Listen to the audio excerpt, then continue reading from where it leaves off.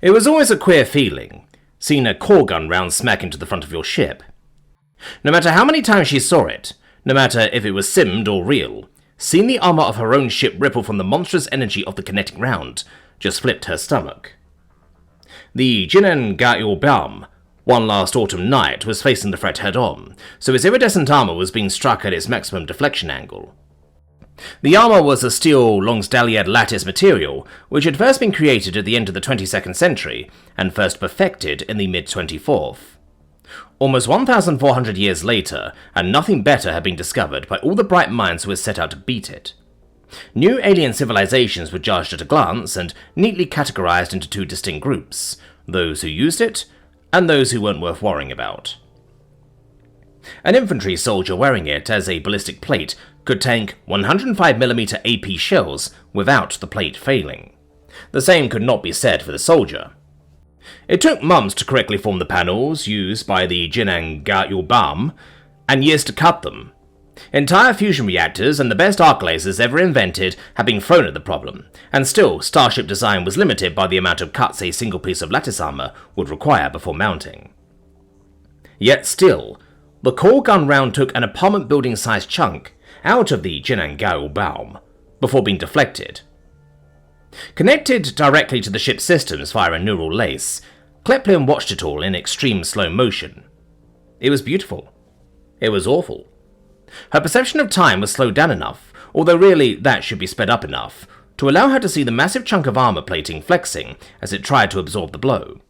She could see the ripples caused by the coil gun round spread out from the center of the impact as if someone had merely thrown a stone into a puddle of water. But this wasn't a puddle of water. This was the hardest material known to mankind, and it was bending. Better to bend than break, admittedly. Had the armor been harder, it would have been more brittle, and therefore less useful. Still, it was a mind-blowing sight when you were just watching some combat footage in the comfort of your own home.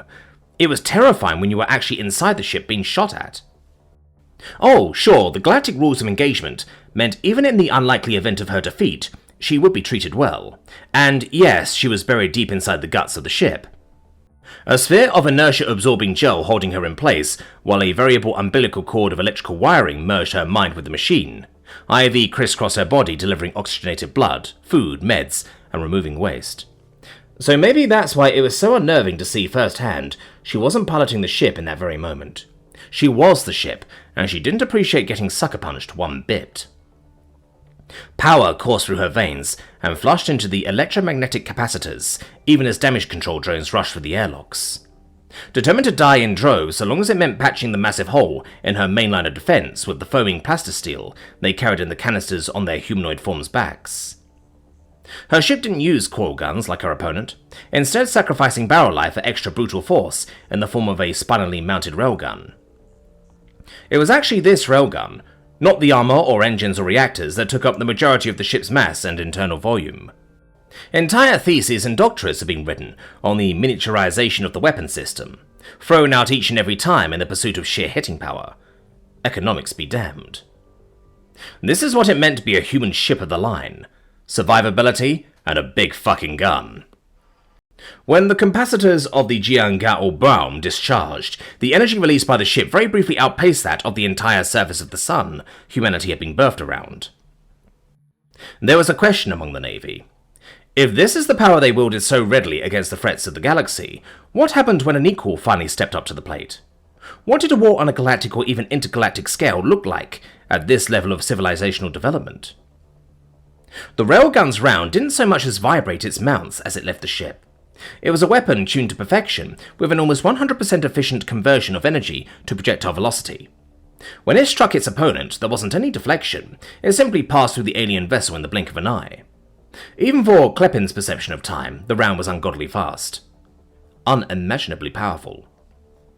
She'd have to track it down and destroy it after this battle, for the fear of the damage it could do if left to coast for thousands of years in the void of space, until eventually hitting something again.